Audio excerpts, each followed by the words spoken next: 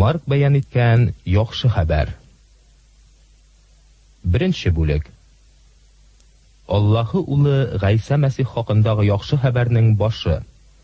Ишагыя пәйгамбәр язганча: Мин синең алдыңнан хәбәрчемне җибәрәм. Ул сиңа юл әзерләр. Чүлдә кычкыручының тавышы. Раббыга юл әзерләгез. Аңа сукмакларны турайтыгыз. Шулай итеп, шундыручы Яхья чүлгә килде. Ул: Тәүбә итеп, суга чумдырылыгыз, дип өндәде. Һәм Аллаһы сезнең гөнаһларыгызны кичерер. Бөтен Яһудия иле һәм Иерусалим халкы аның янына килделәр. Килүчеләр үзләренең гөнаһларын икрар иттеләр һәм Яхья аларны Урдун елгасында чумдырды. Яхья исә дөя йоныннан булган киемен күн кайыш белән буып йөрде, ашаган ризыгы саранча һәм кыр балы иде. Ул вәгазендә әйтте: Артымнан миннән кыдрәтлерәк берәү килә. Мин иелеп, аның аяк киеменең кайышын чишәргә дә лаеклы түгелмен. Мин сезне суга чумдырам, ул сезне изге рухка чумдырыр. Шул көннәрдә Галилея өлкәсендәге Насара шәһәреннән Гайса килде һәм Яхья аны Урдун елгасында чумдырды. Гайса судан чыгу белән күкләрнең ачылуын һәм рухның күгәрчен рәвешендә үзенә иңүен күрде. Күктән: Син минем сөекле улым, син минем куанычым, дигән тавыш килде. Шул вакытта ук рух Гайсаны чүлгә алып китте. Ул чүлдә 40 көн булып, шайтан тарафыннан сыналды һәм кыргый хайваннар арасында яшәде. Фәрештәләр аңа хезмәт күрсәттеләр. Яхья төрмәгә утыртылганнан соң, Гайса Аллаһыдан килгән яхшы хәбәрне сөйләп Галилеягә килде. Ул әйтте: Вакыт җитте. Аллаһы патшалыгы якынлашты. Тәүбә итегез һәм яхшы хәбәргә иман итегез. Ул Галилея диңгезе яныннан үтеп барганда, диңгездә балык тотучы, алар балыкчы иделәр, Шимонны һәм аның энесе Әндрине күреп әйтте: Миңа иярегез.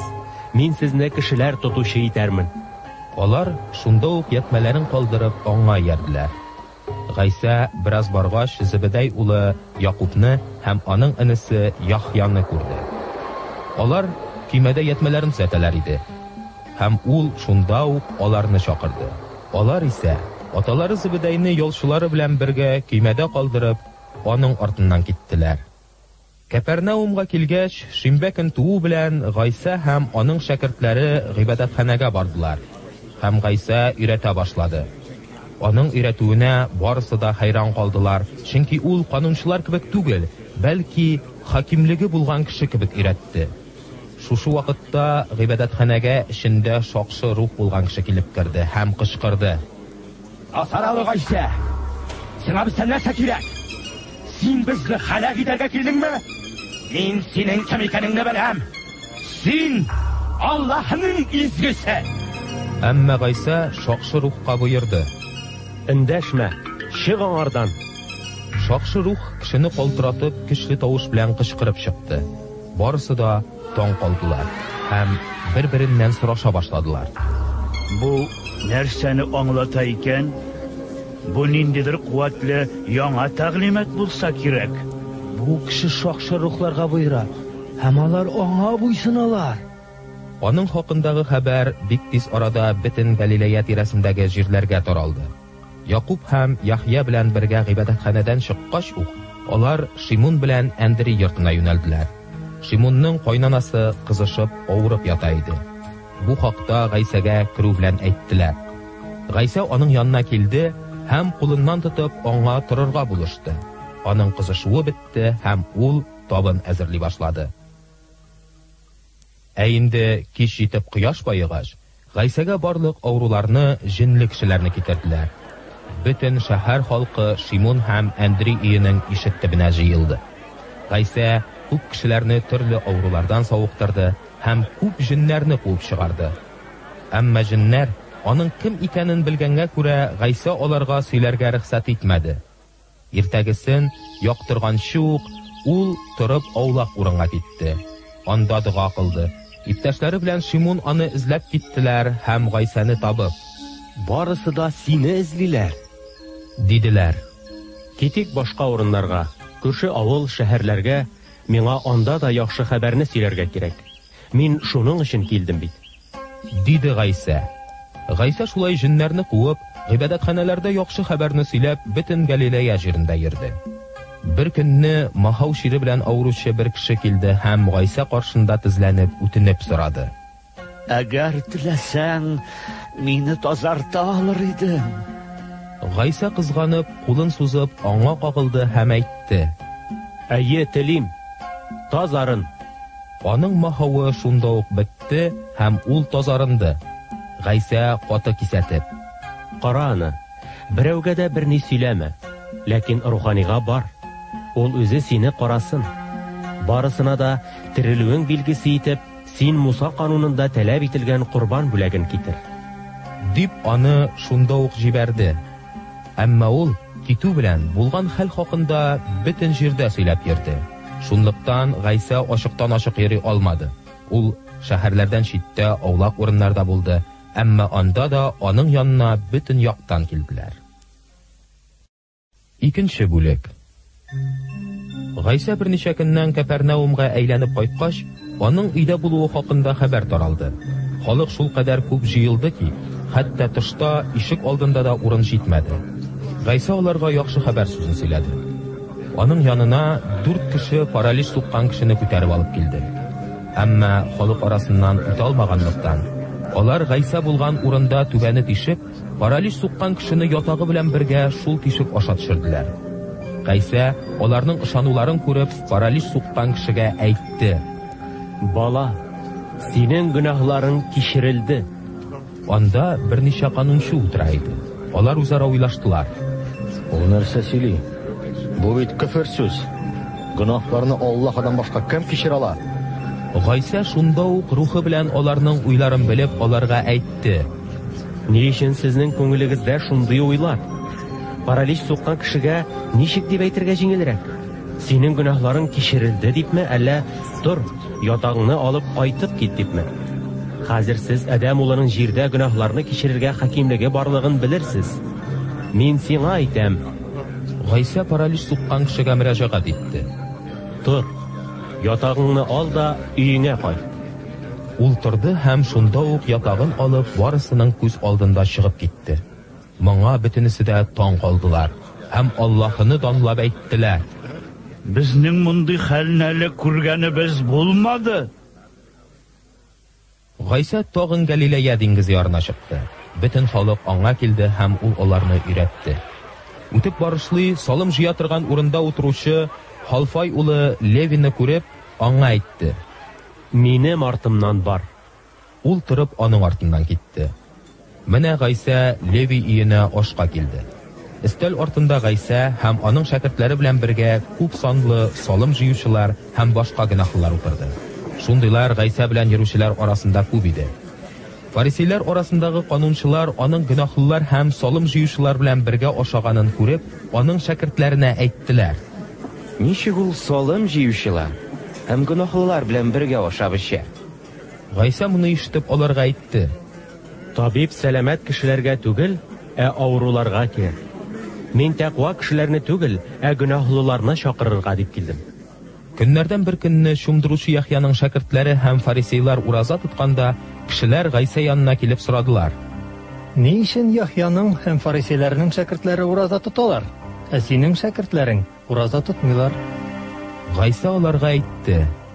Кияү егете туйдагы кунаклар белән булган вакытта аның дуслары ураза тота алырлармы? Кияү алар белән бергә булганда алар әлбәттә ураза тотмыйлар. Әмма килер бер көн, алар яныннан кияү алыныр һәм шул чакта алар ураза тотарлар. Иске киемгә яңа тукымадан ямаулык салмыйлар. Югыйсә ямаулык иске тукыманы басып төшәр һәм тишек тагында зурайыр. Шулай ук яңа шәрабны иске турсыкка салмыйлар. Югыйсә шәраб турсыкны тишеп чыгар һәм шәраб та, турсык та әрәм булырлар. Яңа шәрабны яңа турсыкка салалар. Көннәрдән бер көнне, шимбә көнне, Гайса иген кырлары аркылы үтеп барганда, шәкертләре башаклар өзә башладылар. Фарисейлар аңа әйттеләр: Кара, алар нишлиләр? Шимбә көнне болай эшләргә ярамый. Гайса аларга әйтте: Давыд мохтаҗлыкта калган чакта, ул үзе һәм аның белән булган кешеләр ачыккач нәрсә эшләгәнен сез һич кайчан укымадыгызмы әллә? Иң баш рухани булып Ибиатар торганда, ул изге йортка кергән һәм Аллаһыга багышланган икмәкләрне үзе ашаган һәм иптәшләренә дә биргән. Ә аларны исә руханилардан башка һич кемгә дә ашарга рөхсәт ителмәгән булган. Гайса әйтте: Кеше шимбә көн өчен түгел, ә шимбә көн кеше өчен яратылган. Шуңа күрә Адәм улы шимбә көненең дә хуҗасы. 3нче бүлек. Гайса тагын гыйбадәтханәгә килде. Анда кулы кырышкан кеше бар иде. Әгәр Гайса шимбә көнне савыктырса, аны гаепләргә сәбәп булыр дип, берничә фарисей аның артыннан күзәттеләр. Кулы кырышкан кешегә Гайса әйтте: Уртага чыгып бас. Әтегеләрдән сорады: Шимбә көнне нәрсә эшләргә рөхсәт ителгән? Яхшылыкмы, яисә яманлыкмы? Тормышны саклап калыргамы, яисә һәлак итәргәме? Алар эндәшмәделәр. Гайса аларның каты күңелле булуларына ачынып, аларга ачу белән карап алды һәм кешегә әйтте: Кулыңны суз. Ул кулын сузды. Аның кулы савыкты.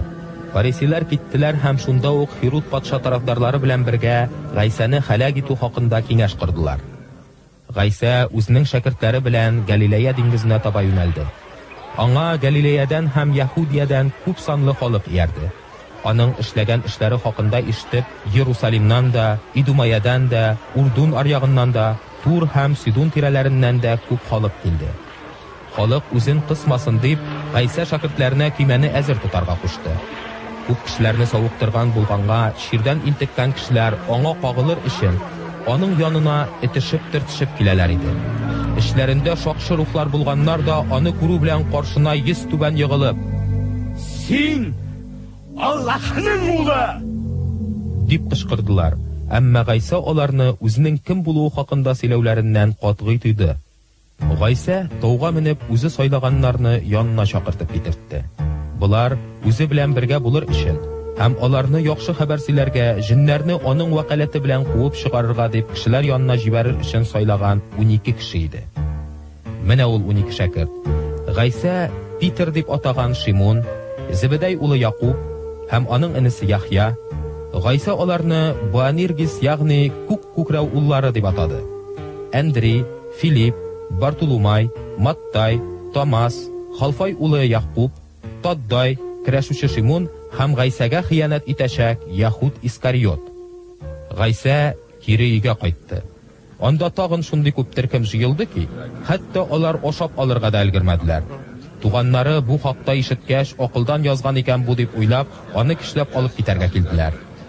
Иерусалимнан килгән канунчылар әйттеләр: Аның эчендә Белзебул бар. Ул җиннәрне җиннәр башлыгы көче белән куып чыгара. Гайса аларны үзе янына чакырып алып, аларга гыйбрәтле сүзләр сөйләде. Ничек итеп шайтанны куып чыгарсын инде? Әгәр патшалык эчендә бүленеш булса, бу патшалык тора алмас. Әгәр гаилә эчендә ызгыш талаш булса, бу гаилә таркалмый калмас. Ә инде шайтан үзенә үзе каршы чыгып бүлгәләнсә, шайтан патшалыгы калмас. Бу аның ахыры булыр. Берәү дә көчленең өенә кереп, аны бәйләмичә малын талап чыга алмас. Бәлки аны бәйләгәч кенә өен талап чыгар. Сезгә хак сүз әйтәм. Кешеләрнең бөтен гөнаһлары һәм ничек кенә күфер сүз әйтмәсеннәр, бөтен күферләнүләре кичерелер. Әмма изге рухка карата күфер сүз әйтүче мәңге кичерелмәс. Ул мәңгелек гөнаһта гаепле.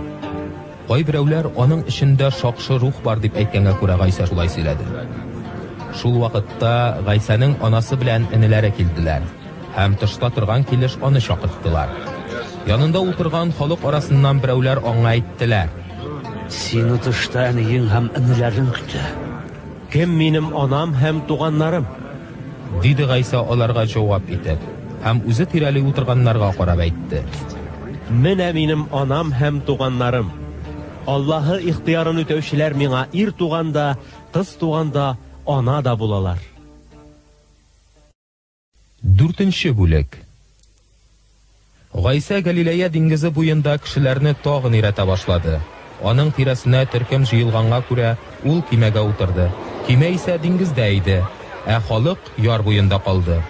Гайса аларга күп кинаялы хикәяләр сөйләде һәм үзенең өйрәтүендә әйтте. Тыңлагыз. Менә шәшүче шәшәргә чыккан. Ул шәшкәндә орлыкларының бер өлеше юл буена төшкән. Кошлар өчеп килеп аларны шүпләп бетергәннәр. Башка бер өлеше туфрагы аз булган ташлы урынга төшкән. Орлык тирән ятмаганга күрә тиз шытып чыккан. Ә инде кояш чыгып кыздыргач, тамыры булмаганлыктан үсентеләр шиңеп төшкән. Орлыкларның башкалары күгәнлеккә төшкән. Күгән куаклары үсеп аларны басып киткәнгә, алар башак бирмәгәннәр. Ә инде башка орлыклар исә уңдырышлы җиргә төшкән. Алар үсеп күтәрелгән һәм 30-лата, 60-лата, 100-лата уңыш биргән. Гайса әйтте. Ишетергә колаклары булганнар ишетсеннәр. Үзләре генә калгач, юлдашлары һәм шәкертләре Гайсадан кинаялы хикәяләр хакында сорадылар. Аллаһы патшалыгының серләре сезгә ачылган, диде Гайса аларга. Ә башкаларга, тышта торганнарга кинаялы хикәяләр белән әйтелә. Аллаһыга борылып кичерелмәсеннәр өчен карап-карап та күрмәсеннәр, тыңлап-тыңлап та аңламасыннар. Сез бу кинаялы хикәянең мәгънәсен аңламадыгызмы? Дип сорады алардан Гайса. Сез ничек башка кинаяләрне аңларсыз соң? Шәшүче сүз шәшә. Юл буена төшкән орлыклар шәшкән вакытта ишетүче кешеләр ул. Әмма шайтан килеп, күңелләренә салынган сүзне шунда ук алып китә. Ташлы урынга шәшелгән исә сүзне ишетү белән шатланып кабул итүчеләр. Әмма аларның тамырлары булмаганлыктан, алар сүзне вакытлыча гына тоталар. Сүз аркасында кайгы яки эзәрлекләүләр булса, алар бик тиз шигенәләр. Ә башкалары күгәнлеккә шәшелгән орлык кебек сүзне ишетәләр. Әмма тормыш мәшәкатьләре, байлыкка кызыгу һәм башка теләкләр аларга үтеп кереп, ишетелгән сүзне басып китәләр һәм сүз уңыш бирми. Ә инде уңдырышлы җиргә шәшелгәннәр исә сүзне ишетеп, аны кабул итүчеләр. Алар 30-лата, 60-лата, 100-лата уңыш бирәләр. Гайса аларга әйтте. Шәмне шүлмәк яки сәке астына куяр өчен алып керәләрмени? Юк, аны шәмдәлгә утыртып куялар. Һәр яшерен нәрсә фаш ителү өчен генә яшерелгән. Һәр сер ачылу өчен генә сер ителгән. Кулаклары булганнар ишетсеннәр. Гайса аларга әйтте. Ишеткән нәрсәләргә диккать итегез. Сез нинди үлчәм белән үлчәсәгез, сезгә дә шундый үлчәм белән үлчәп бирелер һәм тагын өстәрләр. Кемнең бар, шуңа бирелер. Ә кемнең юк, аның булган нәрсәсе дә алыныр. Гайса әйтте. Аллаһы патшалыгы нинди ул?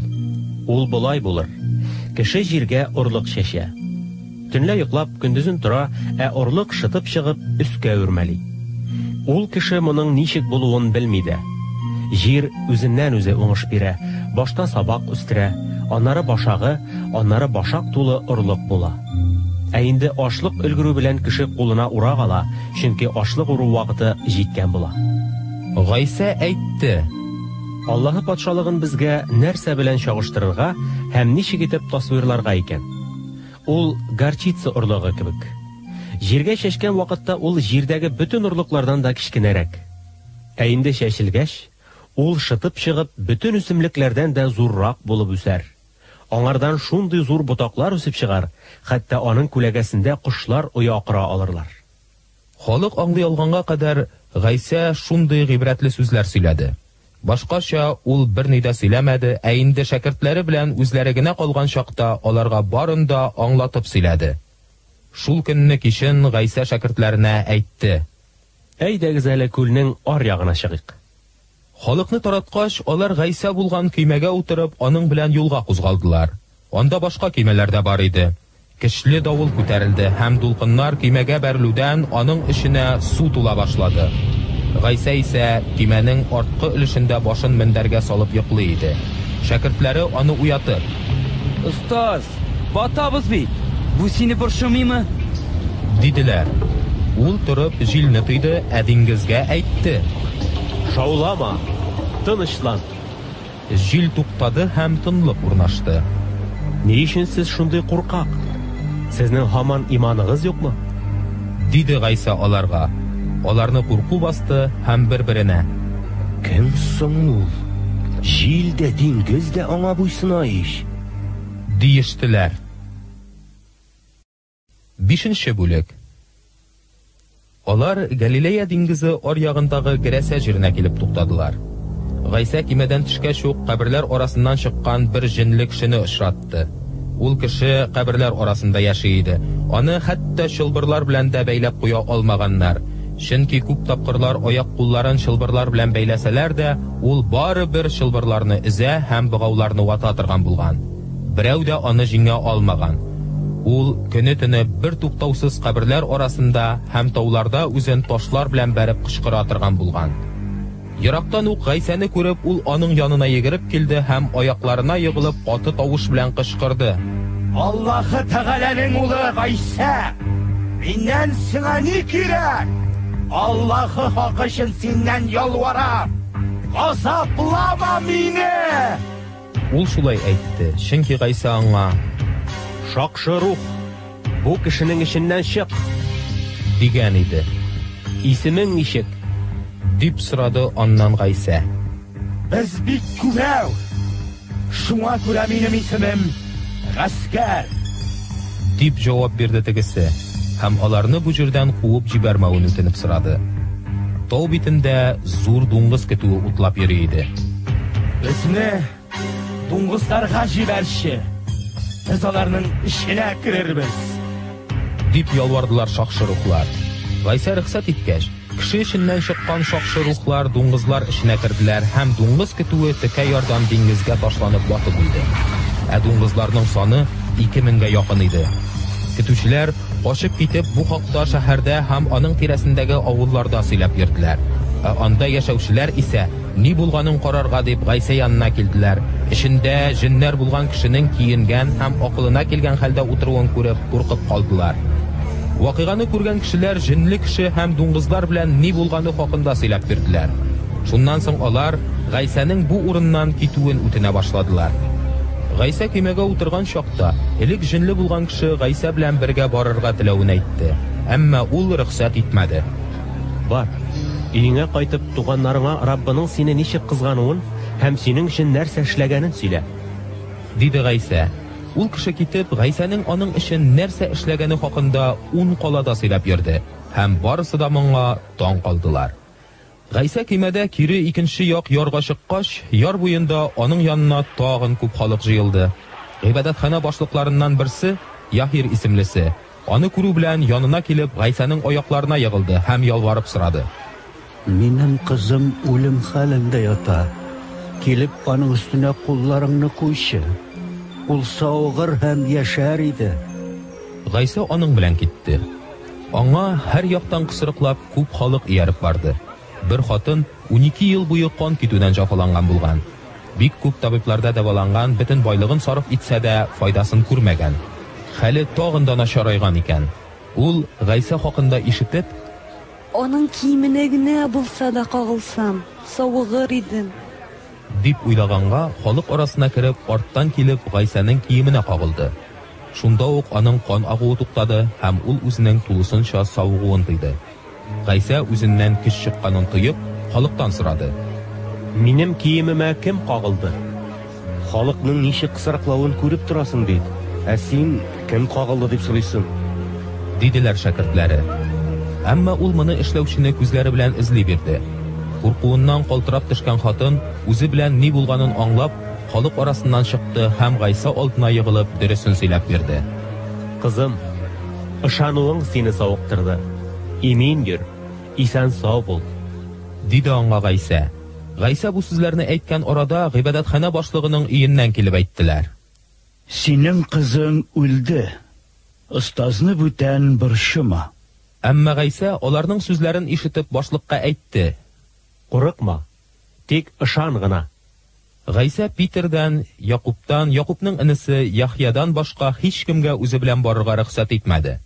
Башлыкның өе янына килгәч, Гайса анда ыгысыгы килеп йөрүчеләрне һәм такмаклап үкереп елаучыларны күрде. Сез нигә ыгысыгы килеп йөрисез? Нигә елыйсыз? Бала үлмәгән, тик йоклый гына. Диде аларга Гайса өйгә кергәч. Аңардан килделәр, әмма ул аларны куып чыгарып, кызның атасын, анасын, үзенең юлдашларын алып, кыз яткан бүлмәгә керде. Баланың кулыннан тотып аңа әйтте: Талита, кум. Ягъни, кызым, сиңа әйтәм, тор. Кыз бала шунда ук торды һәм йөри башлады.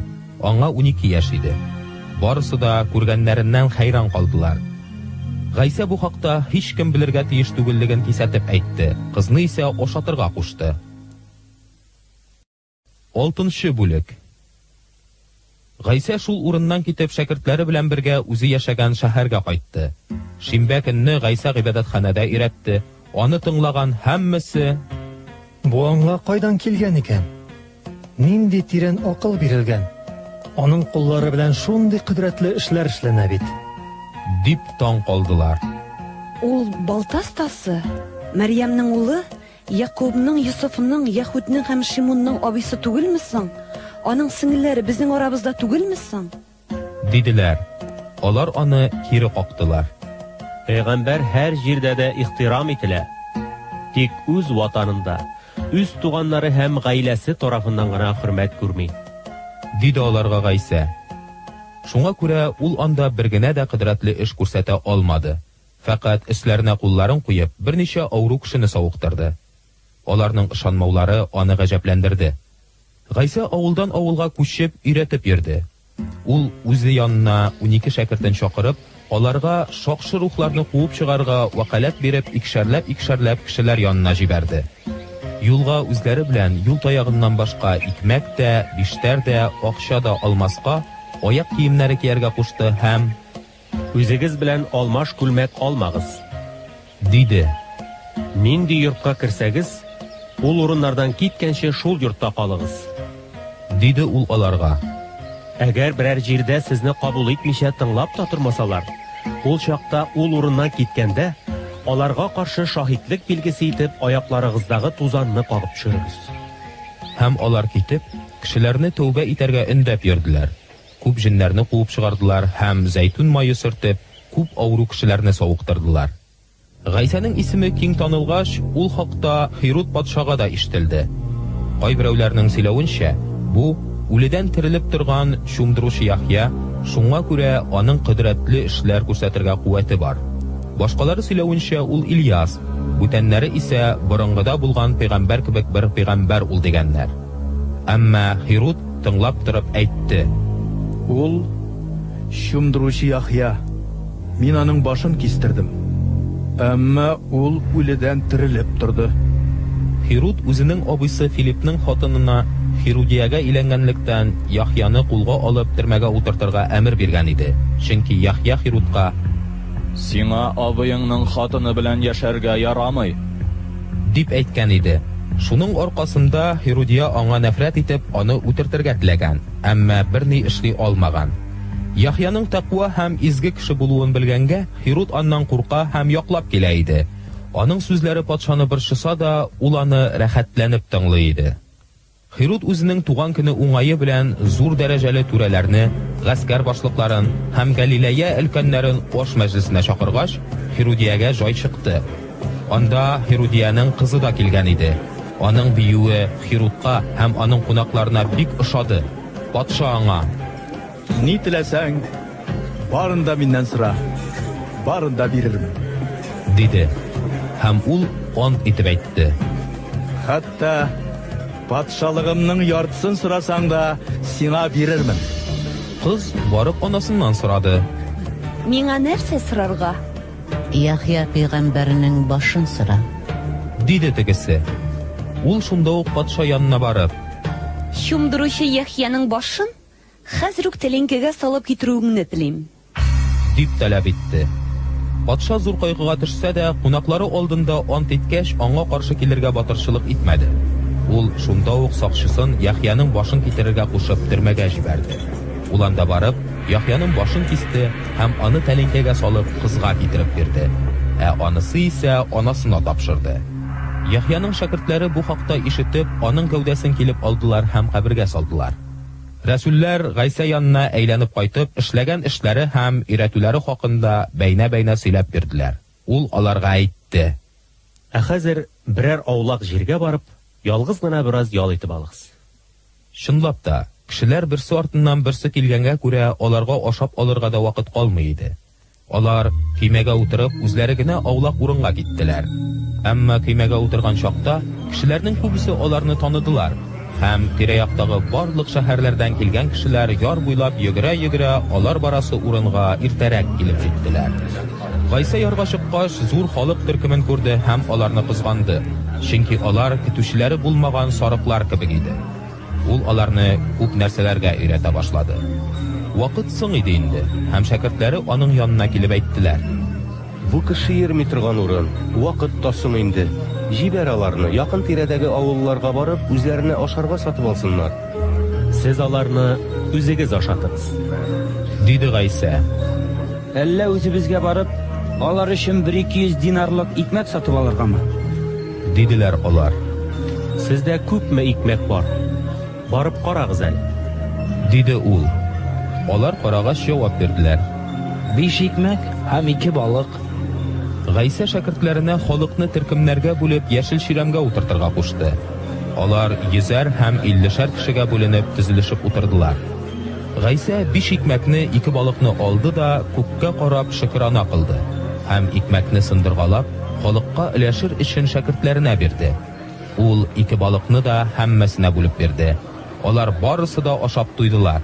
Шәкертләр ипидән һәм балыктан калган сыныкларны җыеп 12 кәрзингә тутырдылар. Ашаучыларның саны 5000 ир кеше иде. Аннары Гайса шәкертләренә аның халыкны җибәрүен көтмичә, хәзер үк көймәгә утырып каршы як ярдагы Бәйт-Сайдага үзеннән алданрак китәргә кушты. Халык белән саубуллашкач, ул дога кылыр өчен тауга менде. Кич җиткәндә көймә диңгез уртасында иде инде. Ә ул яр буенда бер үзе калды. Каршы искән җил белән көрәшүләрен, аларның ишүдән хәлдән тайганнарын күреп, иртәнге 3 белән 6 арасында ул су өстеннән атлап алар янына китте. Ул аларны узып китәргә теләде. Ә шәкертләре аның су өстеннән килүен күреп, өрәктер дип уйладылар һәм куркышып кычкырып җибәрделәр: Кыю булыгыз, бу мин, курыкмагыз, диде шунда ук аларга Гайса, һәм алар янына көймәгә кереп утырды. Шул вакытта ук җил туктады һәм бу аларны тагын да ныграк гаҗәпләндерде. Икмәк белән булган хәл нәрсә аңлатканны алар бит аңламадылар, чөнки аларның йөрәкләре каткан иде. Алар диңгезне кичеп, Геннисарет ярына килеп туктадылар. Көймәдән чыгу белән, кешеләр аны танып, бу хәбәр белән бөтен тирә-якны йөгереп әйләнделәр. Гайсаның кай җирдә тукталганын ишетеп, шул урынга түшәктә ятучы авыруларны китерә башладылар. Гайса кайда гына булмасын, авыллардамы, шәһәрләрдәме, берәр йорттамы, бөтен җирдә авыруларны мәйданнарга китереп салдылар. Аның киеменең чабуына гына булса да кагылырга рөхсәт бирүен үтенделәр. Һәм кем генә кагылмасын, барысы да савыктырылды. 7-нче бүлек. Гайса янына фарисилар белән бергә Иерусалимнан килгән кайбер канунчылар җыелдылар. Алар аның кайбер шәкертләренең кул юмыйча пычрак, ягъни йола буенча юылмаган кул белән ашаганнарын күргән иделәр. Барлык яһүдләр кебек ул, фарисилар гадәткә кертелгәнчә ата-бабадан килгән йолаларны үтәп, кулларын юмыйча ашарга утырмыйлар. Базардан кайту белән дә юынмыйча ашарга утырмыйлар. Һәм бик күп башка нәрсәләрне, мәсәлән, кәсәләрне, шүлмәкләрне, бакырдан эшләнгән савытларны юуга караган күрсәтмәләрне үтиләр. Фарисилар һәм канунчылар Гайсадан сорадылар: Ни өчен синең шәкертләрең ата-бабалардан килгән йолаларны үтәмиләр? Ризыкны пычрак куллары белән ашыйлар. Ә ул аларга җавап бирде: Сез мунафиклар. Ишагыя пәйгамбәр сезнең хакта алдан күреп дөрес әйткән. Ул булай дип язган: Бу халык мине теле белән хөрмәт итә, ә күңелләре исә миннән еракта. Аларның миңа табынулары бушка. Алар кеше уйлап чыгарган кагыйдәләргә өйрәтәләр. Аллаһы әмрен читтә калдырып, сез кеше урнаштырган йолаларны үтисез. Үзегезнең йолагызны үтәр өчен ничек оста итеп Аллаһы әмрен кире кагасыз? Дип дәвам итте Гайса. Муса булай дип әйткән: Атаңны һәм анаңны хөрмәт ит. Һәм ата-анасын хурлаган кеше үтерелергә тиеш. Ә сез, әгәр кеше атасына яки анасына мин сиңа бирергә тиеш булган әйберне Аллаһыга курбан, ягъни Аллаһыга тиешле бүләк итеп вәгъдә иттем дип әйтә икән, ул чакта ул кешегә атасы яки анасы өчен берни эшләмәскә мөмкин дип өйрәтәсез. Сез үзегезнең юлагыз белән Аллаһы сүзен юкка чыгарасыз һәм шуңа охшаган төрле эшләр эшлисез. Ул тагын халыкны чакырып аларга әйтте: Барыгыз да мине тыңлагыз һәм аңлагыз. Тыштан кергән һич нәрсә кешене пычрата алмый. Әмма аның иченнән чыкканы аны пычрата. Колаклары булган ишетсен. Гайса халыкны калдырып өйгә кергәч, шәкертләре аннан бу сүзләрне аңлатып бирүен сорадылар. Әллә сез дә һаман аңламыйсызмы? Диде ул. Кешенең иченә тыштан кергән һич нәрсә аны пычрата алмаганын аңламыйсызмы? Чөнки аның йөрәгенә түгел, карынына керә һәм аннан чыгарылып ташлана. Моның белән Гайса бөтен ризыкның да чиста булуын белдерде. Һәм Гайса дәвам итте: Ә кешенең иченнән чыкканы исә аны пычрата. Фәхишлеккә, урлашуга, кеше үтерүгә, зинашылыкка китерүче явыз ниятләр кешенең йөрәгеннән килә. Шуннан ук саранлык, кабахәтлек, мәкерлек, әхлаксызлык, көнчелек, хурлау, тәкәбберлек, акылсызлык килә. Бу барлык яманлык кешенең иченнән чыга. Шул аны пычрата да инде. Аннан Гайса Тур шәһәре тирәләренә юл тотты. Ул андагы бер йортта тукталды һәм бу хакта берәүнең дә белүен теләмәгән иде дә, әмма мөмкин булмады. Аның хакында кичкенә кызының ичендә шакшы рух булган бер хатын ишетеп алды. Ул шунда ук килеп Гайсаның аякларына ягылды. Бу мәҗүси хатын чыгышы белән Сурия Фойникәсе өлкәсеннән иде. Ул Гайсадан кызы ичендәге җинне куып чыгаруын үтенде. Башта балалар туйынсыннар, диде аңа Гайса. Икмәкне балалардан алып küçüкләргә ташлау яхшы түгел? Әфәндем, дип җавап бирде ул. Ләкин küçüкләр дә балалардан өстәл астына кыелган балчыкларны ашый бит. Шулай дип әйтәсең икән, өеңә кайт. Кызыңның иченнән җен чыкты, диде Гайса. Хатын өенә әйләнеп кайтты һәм кызының исән-сау түшәктә ятуын күрде. Җен аның иченнән чыккан иде инде. Аннан соң Тур тирәләреннән китеп, Сидун аша һәм Ункала тирәләреннән үтеп, Гайса Галилея диңгезенә чыкты. Аның янына чукрак һәм начар сөйләшә торган кешене китереп, аның өстенә кулларын куеп алуын үтенделәр. Гайса аны халык төркеменнән читкәрәк алып китеп, аның колакларына үзенең бармакларын тыкканнан соң төкереп, аның теленә кагылды. Аннары Гайса күккә карап һәм тирән сулап әйтте: Иффата, ягъни ачыл. Шунда ук аның колаклары ишетә башлады һәм теле шишелде. Һәм ул ачык итеп сөйләшә башлады.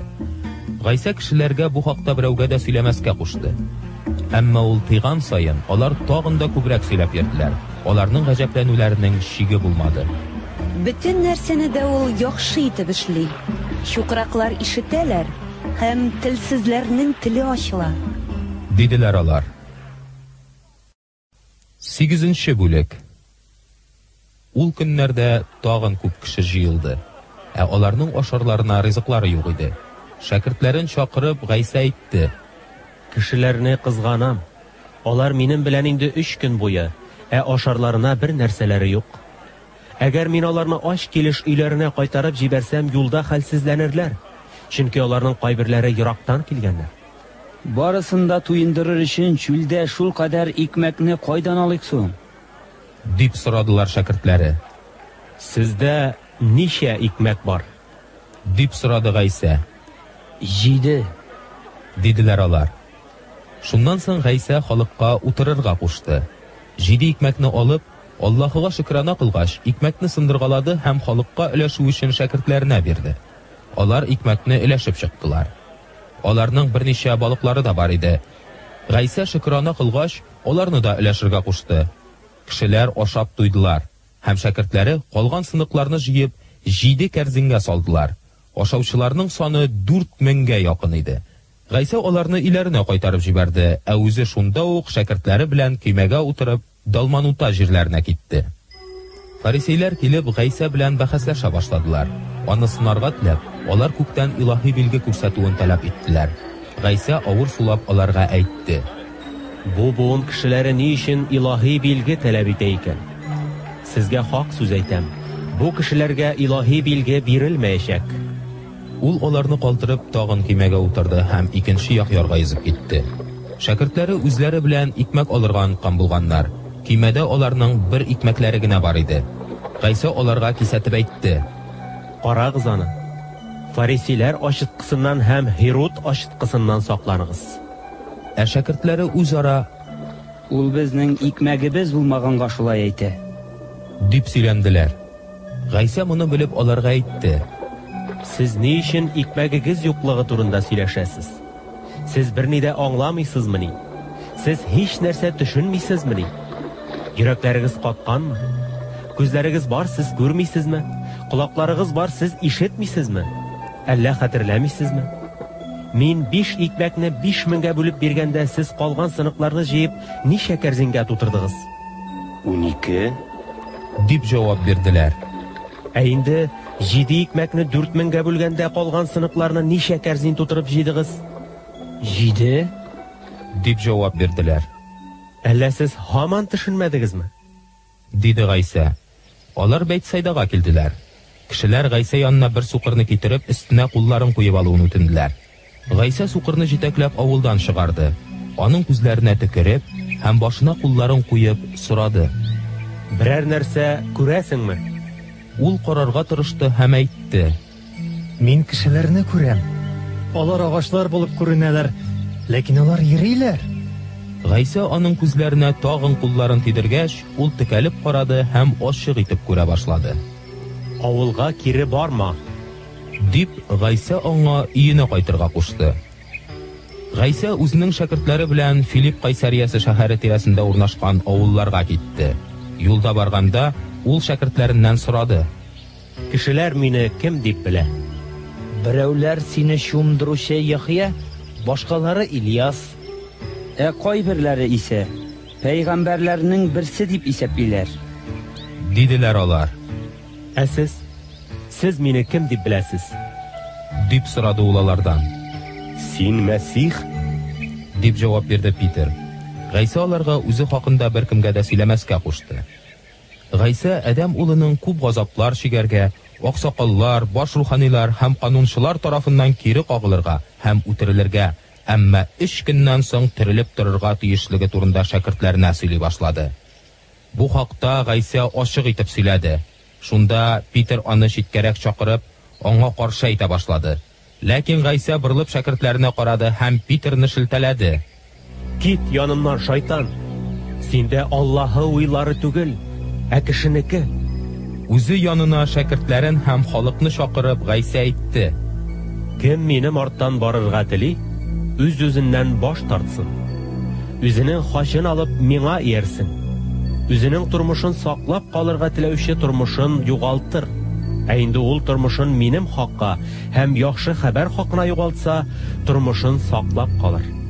Әгәр берәү бөтен дөнья милкен үзенә алып җанын һәлак итсә, моннан аңа ни файда?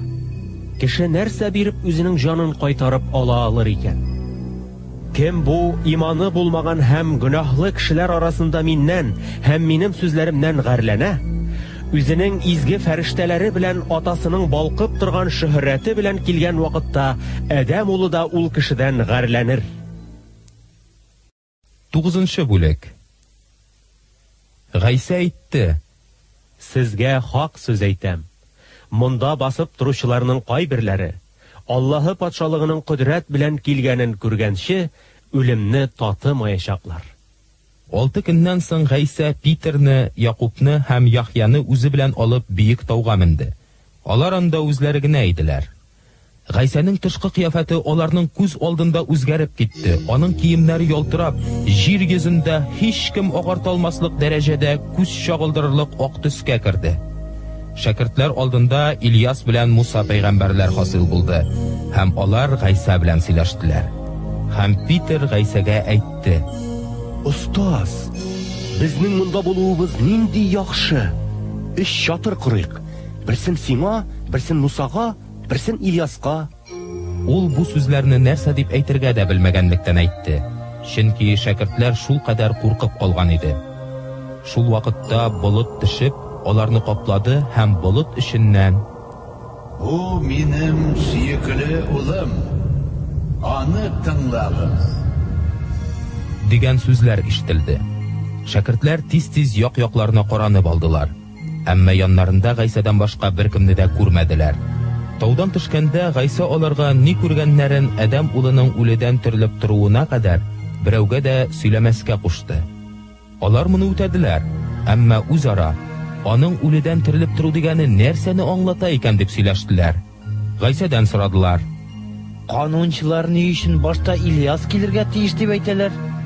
Чыннан да, башта Ильяс килеп барында үз урынына урнаштырачак, дип җавап бирде Гайса. Ә ни өчен соң изге язмада Адәм улына күп газаплар чигеп, кимсетелергә туры киләчәк дип язылган. Ләкин мин сезгә әйтәм, Ильяс килде инде. Һәм аның турында язылганча, аның белән ни теләсәләр, шуны эшләделәр. Алар калган шәкертләр янына әйләнеп кайткач, булар янына күп халык җыелганын һәм канунчыларның булар белән бәхәсләшеп торуларын күрделәр. Гайсаны күреп гаҗәпләнгән халык төркеме шунда ук аны сәламләргә йөгерде. Гайса: "Алар белән нәрсә хакында бәхәсләшәсез?" дип шәкертләреннән сорады. Халык арасыннан бер кеше җавап бирде: "Устаз, менә мин сиңа үземнең улымны китердем. Аның эченә шакшы рух кереп улымны телсез итте. Шакшы рух аны кайда гына эләктермәсен, аны җиргә атып бәрә. Малайның авызыннан күбекләр ага, ул тешләрен шыгырдата. Аннан соң бөтен гәүдәсе катып кала. Синең шәкертләреңнән шакшы рухны куып чыгаруларын үтенгән идем. Әмма алар моны булдыра алмадылар." "Әй имансыз буын", диде аларга Гайса. "Миңа сезнең белән күпме булырга, күпме сезне түзеп торырга? Малайны минем янга китерегез." Аны Гайса янына китерделәр. Гайсаны күрү белән шакшы рух малайны калтыратырга тотынды һәм ул җиргә егылды. Авызыннан күбекләр агыза-агыза тәгәрәде. "Аның белән мондый хәл күптәннән була башладымы?" дип сорады Гайса малайның атасыннан. "Бала чактан биде шулай", дип җавап бирде анысы. "Аны шакшы рух күп тапкыр хәлак итәргә тырышты. Әле утка ташлады, әле суга. Әгәр нәрсәдер эшли алсаң, кызган безне. Ярдәм итче." "Ул ни дигән сүз? Әгәр эшли алсаң, ышанган кешегә һәммәсе дә мөмкин." Һәм малайның атасы кычкырып җибәрде: "Ышанам. Ышанычым җитәрлек булмаса, миңа ярдәм ит." Гайса халыкның җыелуын күреп, шакшы рухка боерды: "Телсезлек һәм шукраклык рухы, мин сиңа буйрам. Аның эченнән чык һәм башка кермә." Шакшы рух малайны көчле итеп калтыратып үкереп чыкты. Малай исә үлгән сыман булды. Шуңа күрә күбесе үлде дип сөйләнделәр. Әмма Гайса аңа кулыннан тотып торырга ярдәм итте һәм ул аягына басты. Өйгә кереп Гайса белән үзләре генә калгач, шәкертләре аннан: "Ни өчен аны без куып чыгара алмадык?" дип сорадылар. "Мондый җиннәрне тик дуга белән генә куып чыгарып була", диде Гайса. Алар аннан китеп инде Галилея җире аша үттеләр. Гайса исә бу турыда һич кемнең дә белүен теләмәде, чөнки үзенең шәкертләрен өйрәтә иде. Ул аларга әйтте: "Адәм улын кешеләр кулына тотып бирерләр һәм алар аны үтерәчәкләр. Әмма ул 3 көннән соң терелеп торачак." Әйткән сүзләрен шәкертләре аңламадылар, әмма Гайсадан сорарга курыктылар. Алар Капернаумга әйләнеп килделәр. Өйдә Гайса алардан: "Юлда барганда сез нәрсә хакында бәхәсләштегез?" дип сорады. Алар исә эндәшмәделәр. Чөнки юлда барган чакта араларында кайсысы иң бөек дип бәхәсләшкән иделәр. Гайса утырып 12 шәкертен янына чакырды һәм әйтте: "Кем алдынгы булырга тели, шул иң соңгы булырга тиеш. Һәм бөтенесе өчен дә хезмәтче булырга тиеш."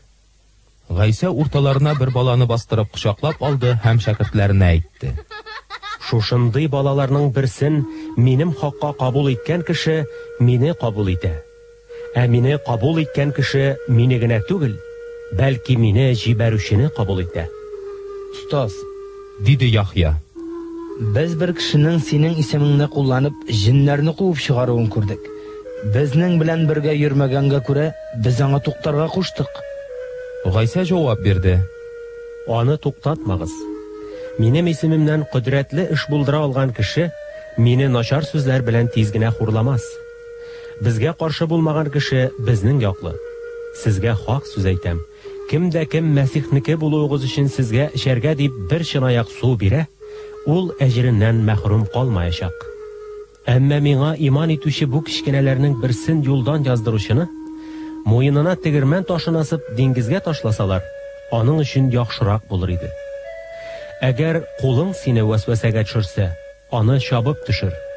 Кешеләрне бер туктаусыз кортлар ашап торган һәм уты сүнмәгән җәһәннәмгә, сүнмәс утка ике кулың белән ташланганчы, тормышка бер кулың белән керүең синең өчен яхшырак. Әгәр аягың сине вәсвәсәгә төшерсә, аны чабып төшер. Ике аягың белән кешеләрне бер туктаусыз кортлар ашап торган һәм уты сүнмәгән җәһәннәмгә ташлануга караганда, тормышка бер аягың белән керүең синең өчен яхшырак. Әгәр күзең сине вәсвәсәгә төшерсә, аны алып ташла. Кешеләрне бер туктаусыз кортлар ашап торган һәм уты сүнмәгән җәһәннәмгә ике күзең белән ташлануга караганда, бер күзең белән Аллаһы патшалыгына керүең синең өчен яхшырак. Һәр кем ут белән тузланыр. Туз яхшы нәрсә. Әмма туз тузсызланса, аны ничек тузлы итәрсез? Туз сезнең үзегездә булсын, һәм бер-берегез белән тату булыгыз. 10-нчы бүлек. Ул урыннан Гайса Яһудиягә һәм Урдун аръягындагы җирләргә юнәлде. Тагын күп халык аңа ярып китте, һәм ул гадәттәгечә аларны өйрәтте. Гайса янына фарисиләр килделәр һәм аны сынарга теләп сорадылар. Ир кешегә хатынын айырып җибәрергә канун рөхсәт итәме? Муса сезгә нәрсә эшләргә кушты соң? Диде Гайса. Муса ир кешегә хатынын айрылышу кәгазе язып, айырып җибәрергә рөхсәт бирде. Дип җавап бирделәр алар. Ул сезгә шундый әмерне күңелләрегез каты булганга күрә язган. Диде Гайса. Әмма баштан ук һәммә нәрсә яратылганда, Аллаһы аларны ир һәм хатын итеп бар итте. Шуңа күрә ир кеше атасын һәм анасын калдырып, хатынына кушылыр, һәм икесе дә бер тән булыр. Димәк, алар инде ике кеше түгел, ә бер бүтән. Аллаһы кушылдырганны кеше айырмасын. Өйдә вакытта шәкертләре бу хакта кабат Гайсадан сорадылар. Ир кеше хатыны белән айрылышып башкага өйләнә икән, ул чакта хатынына каршы зина кыла. Диде Гайса.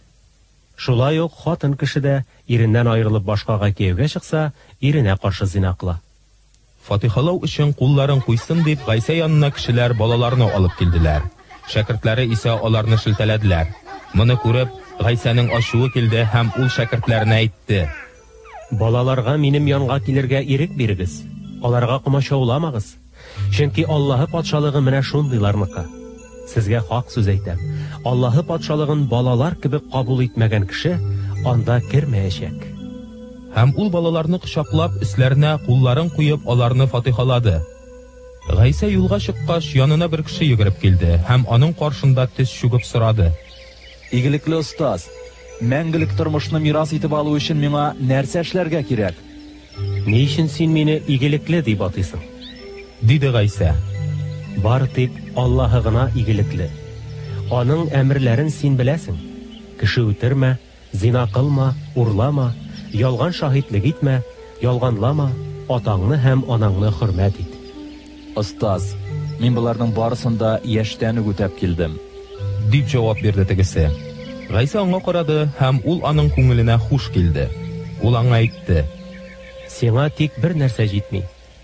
Бар, һәм нәрсәң булса шуларның барысын сатып, фәкыйрьләргә өләш. Шулай эшләсәң күктәге хәзинәгә ия булырсың. Аннары яныма кил дә, миңа ияр. Егет исә бу сүзләрне ишетеп борчуга төште һәм китеп барды, чөнки ул бик бай кеше иде.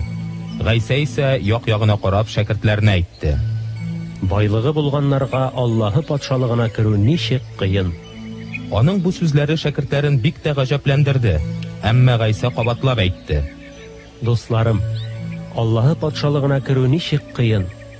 Бай кешегә Аллаһы патшалыгына керүгә караганда дөягә энә күзе аша үтү җиңелрәк. Алар гаҗәпләнеп үзара сөйләштеләр. Алай булгач кем генә котыла алырсың? Гайса аларга карап: Кешеләргә бу мөмкин түгел, әмма Аллаһыга мөмкин. Аллаһыга һәр нәрсә мөмкин, дип әйтте. Шуннан соң Питер: Менә без бөтен нәрсәбезне калдырып сиңа иярдек, диде. Сезгә хак сүз әйтәм.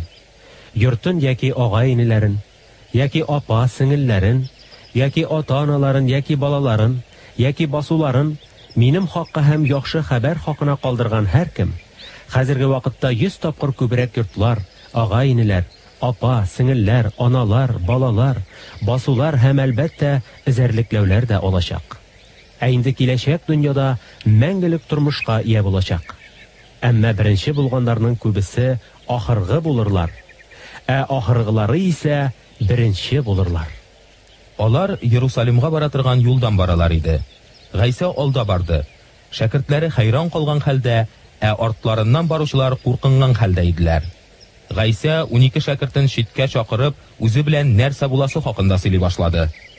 Без Иерусалимга барабыз. Адәм улы баш руханилар һәм канунчылар кулына тотып биреләчәк. Алар аны үлемгә хөкем итеп, аны мәҗүсиләр кулына тапшырачаклар. Тегеләре мыскыллап, аңа төкереп, камчылаячаклар һәм аны үтерәчәкләр. Әмма ул 3 көн үткәч үледән терелеп торачак. Гайса янына Зебедей уллары Якуб белән Яхья килеп: Остаз, без сораганны үтәсәң иде, диделәр. Сезнең өчен мин нәрсә эшләргә тиеш? Дип сорады ул. Алар җавап бирделәр: Дан патшалыгында безгә синең белән янәшә утырырга рөхсәт бирсәң иде. Бире безгә уң ягыңда, икенче безгә исә сул ягыңда. Сез нәрсә сораганыгызны белмисез, диде Гайса. Мин эчә торган кәсәдән эчә алырсызмы? Яки мин чумдырыла торган чумдырылу белән чумдырыла алырсызмы? Алырбыз, дип җавап бирделәр алар. Шуннан соң Гайса аларга әйтте: Сез мин эчә торган кәсәдән эчәрсез. Мин чумдырыла торган чумдырылу белән чумдырылырсыз. Ә инде минем уң ягымда яки сул ягымда утырырга рөхсәт бирү минем кулда түгел. Анда кемгә билгеләнгән булса, шулар утырырлар. Бу хакта ишеткәч, калган 10 шәкертнең ачулары чыкты.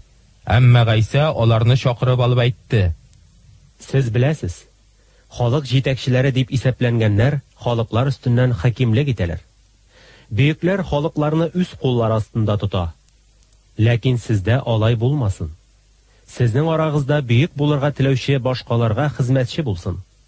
Һәм арагызда беренче булырга теләүче барыгыз өчен дә кул булсын. Адәм улы да бит үзенә хезмәт итсеннәр өчен дип килмәде. Ә үзе хезмәт итеп, күпләрне йолып алу өчен үзенең тормышын бирергә дип килде. Алар Әриха шәһәренә килеп җиттеләр. Гайса Әрихадан шәкертләре һәм күп санлы халык белән чыгып барганда, юл читендә сукыр фәкыйрь Бартимей, ягъни Тимей улы теләнеп утыра иде.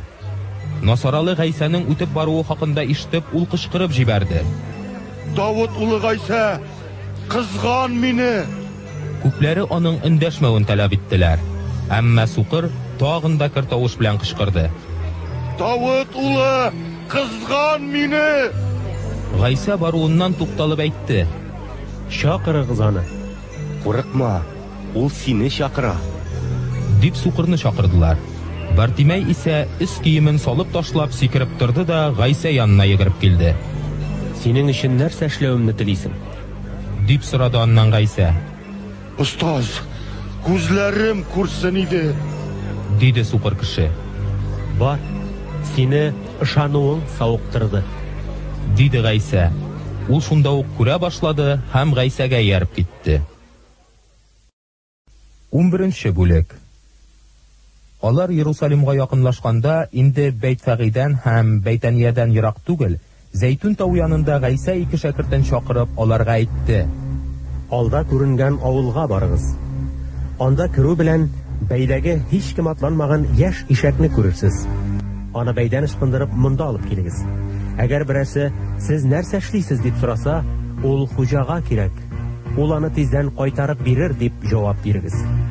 Алар барып, тыкрыкта ишек янына бәйләп куелган яшь ишәкне табып, аны чишә башладылар. Анда булган кешеләр алардан: Сез ни эшлисез? Ни өчен ишәкне бәйдән ычкындырасыз? Дип сорадылар. Әмма Гайса кушканча җавап кайтаргач, аларны җибәрделәр. Ишәкне Гайса янына китереп, үз киемнәрен ишәк өстенә салдылар һәм Гайса аңа атланды. Халыкның күбесе үз киемнәрен юл өстенә җәйделәр, ә башкалары исә кырдагы агачларның ботакларын кисеп түшәделәр.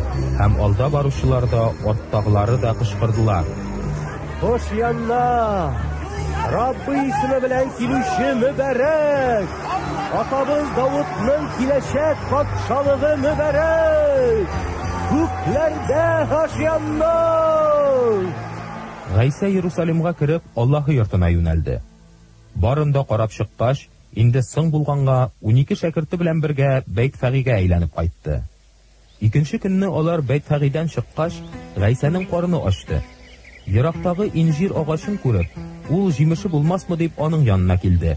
Әмма яфрактан башка берни дә тапмады. Инҗир өлгерергә әле иртә иде. Гайса аңа әйтте: Синең җимешеңне һич кайчан берәү дә ашамасын. Шәкертләре исә моны ишетеп тордылар. Алар Иерусалимга килделәр. Аллаһы йортына керү белән андагы сатучыларны һәм сатып алучыларны Гайса куып чыгара башлады. Акча алмаштыручыларның өстәлләрен һәм күгәрчен сатучыларның утыргычларын аударып ташлады. Һәм Аллаһы йорты аша берәүгә дә һичбер әйбер алып үтмәскә кушты. Гайса аларны өйрәтеп әйтте: Изге язмада әйтелмәгәнмени? Минем йортым барча халыклар өчен дуга кылу йорты дип аталыр дип. Ә сез аны юлбасарлар оясына әйләндергәнсез. Бу хакта баш руханилар һәм канунчылар ишеткәч, алар Гайсаны һәлак итү әмәлен табарга тырыша башладылар.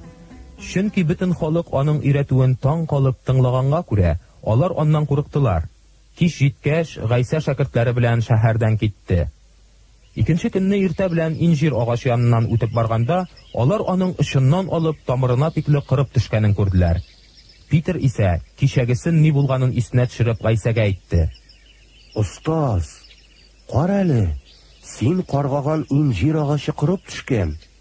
Гайса аларга җавап бирде: Аллаһыга ышаныгыз. Сезгә хак сүз әйтәм.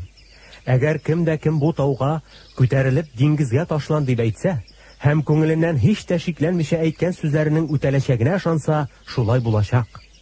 Шуңа күрә мин сезгә әйтәм: Сез Аллаһыдан нәрсә генә үтенеп сорасагыз да, алганыгызга ышаныгыз, һәм сез алачаксыз да.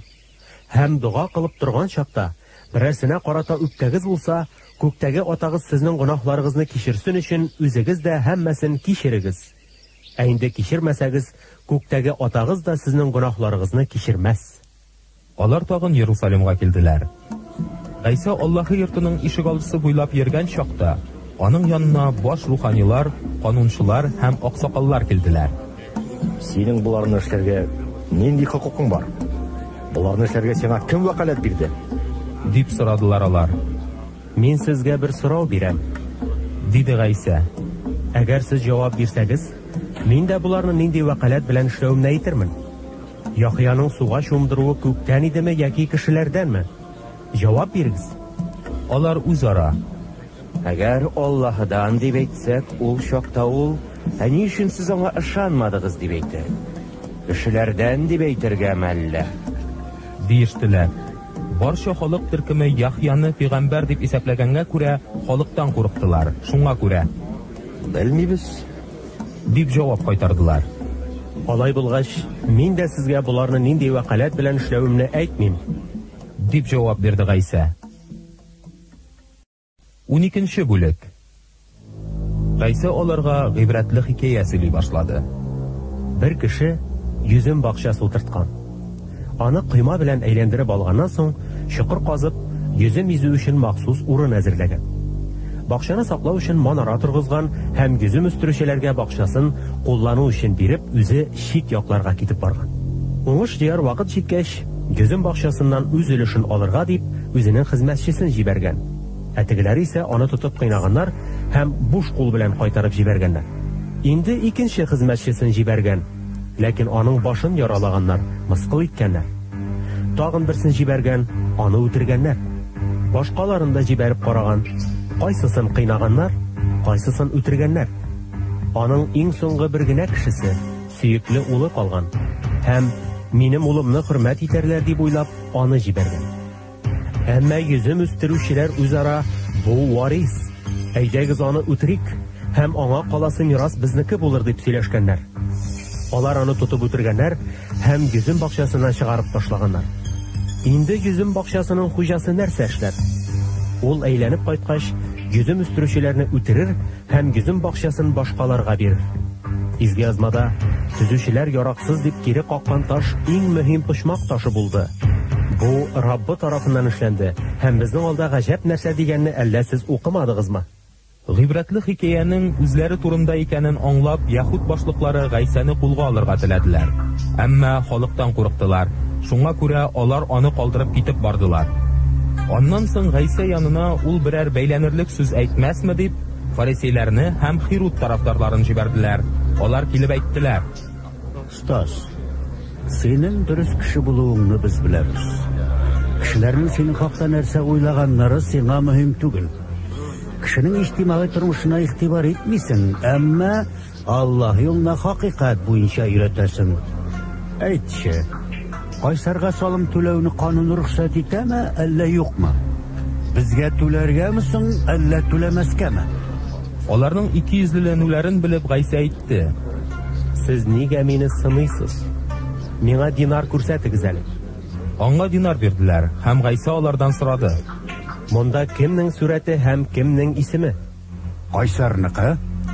Дип җавап бирделәр алар.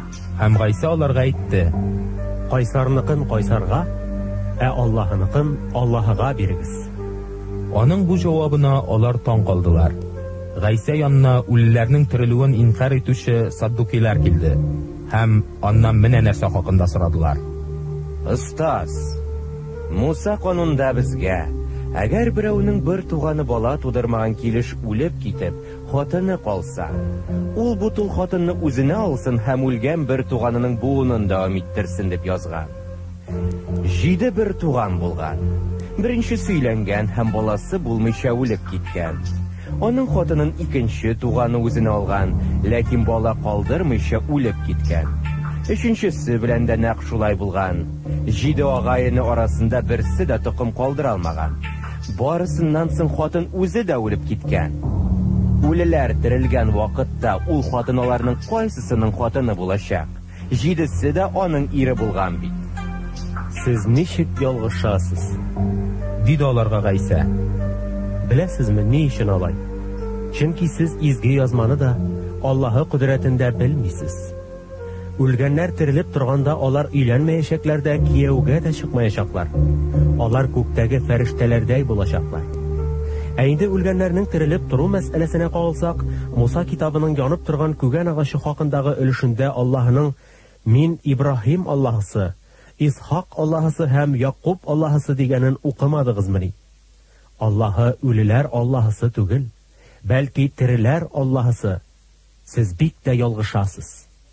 Аларның бәхәсләшүләрен ишетеп һәм Гайсаның аларга яхшы итеп җавап бирүен күреп, бер канунчы аның янына килеп: Әмерләрнең кайсысы иң мөһим? Дип сорады.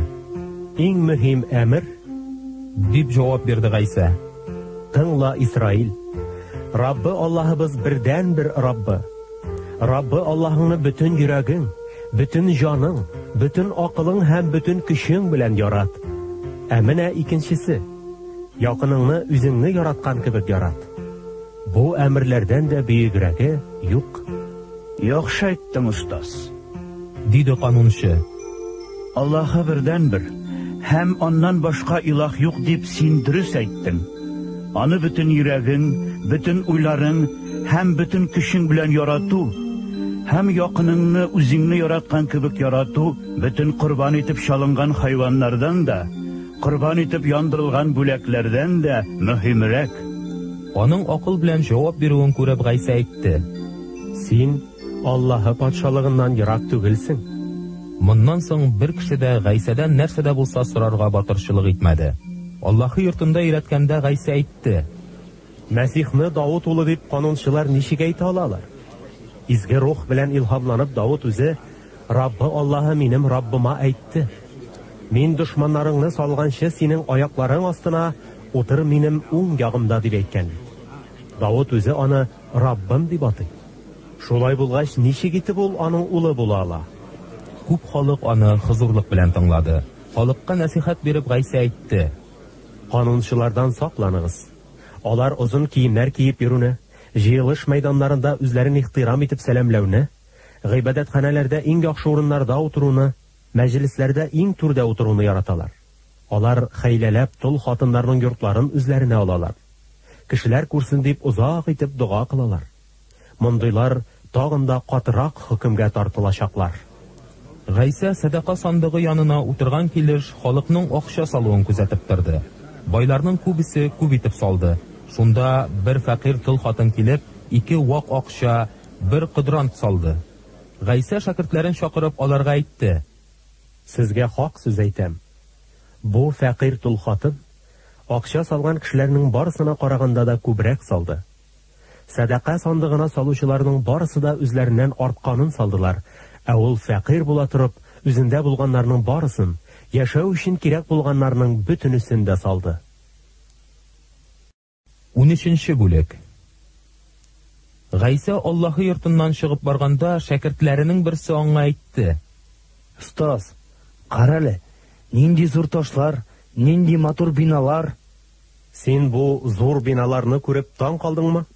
Диде Гайса. Монда таш өстендә таш калмаячак. Барысы да җимереләчәк.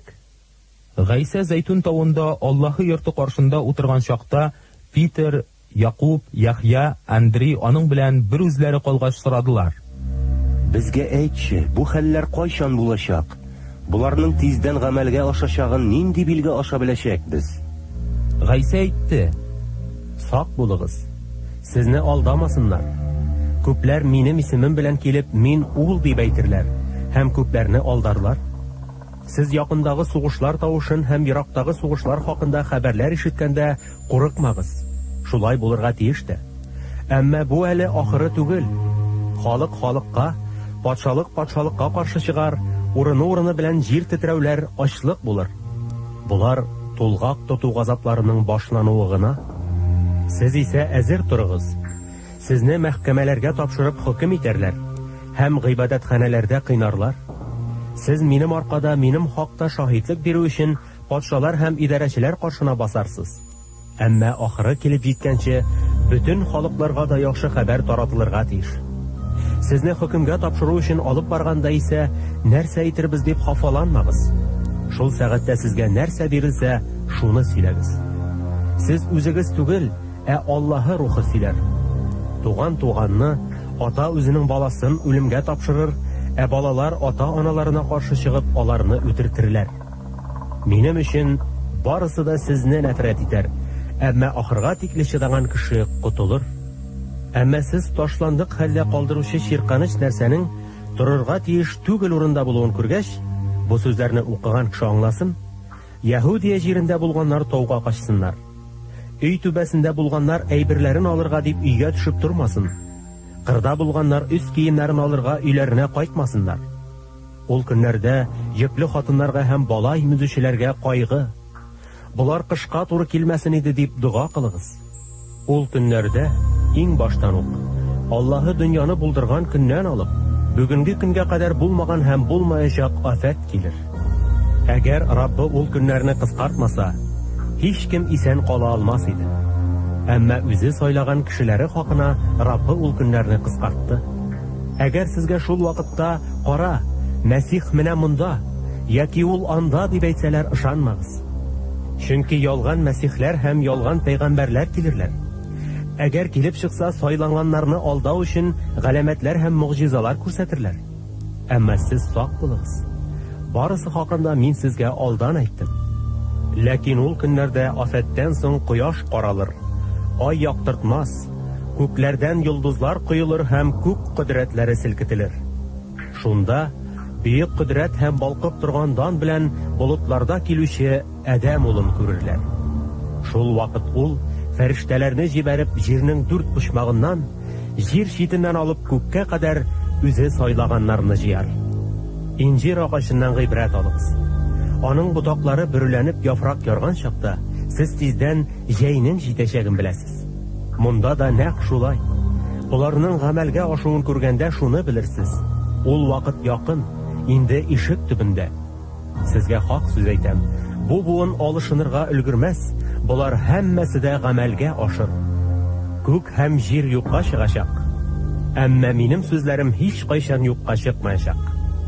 Ул көннең һәм сәгатьнең кайчан булуы хакында һич кем белми. Күктәге фәрештәләр дә, угыл да. Бу турыда бары тик Ата гына белә. Карагыз аны, уяу булыгыз. Вакыты кайчан җитәчәген сез белмисез.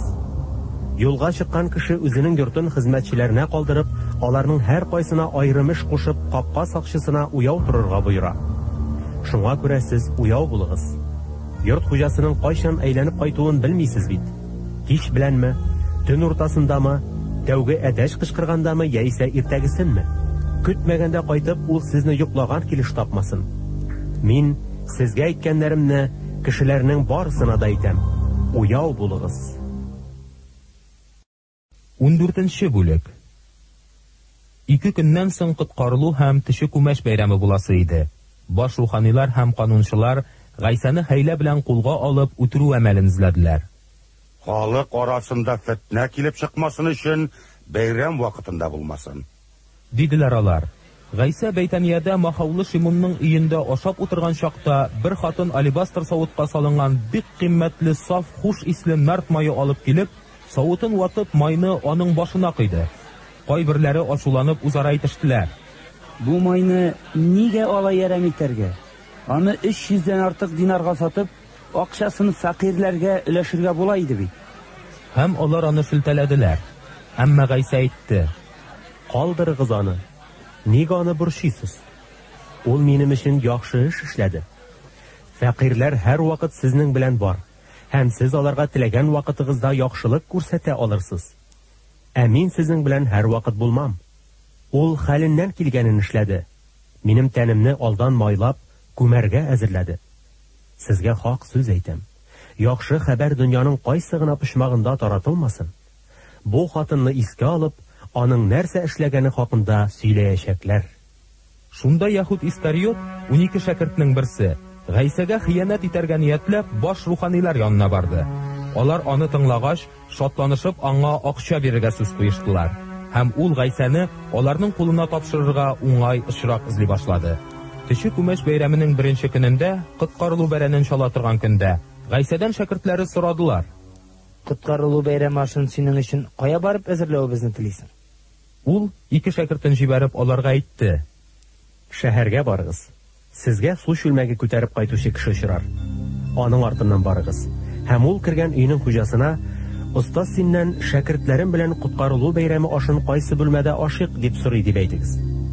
Ул сезгә өске катта бәйрәм өчен җиһазланган әзер бүлмәне күрсәтер. Шунда безнең өчен ашарга әзерләгез." Шәкертләре шәһәргә килеп, барында Гайса әйткәнчә таптылар һәм бәйрәм ашын әзерләделәр. Кич җиткәч, Гайса 12 шәкерте белән бергә килде. Алар ашап утырганда Гайса әйтте: "Мин сезгә хак сүз әйтәм. Сезнең арагыздан берәү, минем белән ашап утыручыларның берсе, миңа хыянат итәчәк." Шәкертләре хафага төшеп, берсе артыннан берсе сорый башладылар: "Мин түгелдер бит?" Ул аларга җавап бирде: "Ул минем белән бергә бер савытта икмәк манучы 12 шәкертнең берсе. Әйе, изге язмада язылганча Адәм улы китә. Әмма Адәм улына хыянат итүчегә кайгы.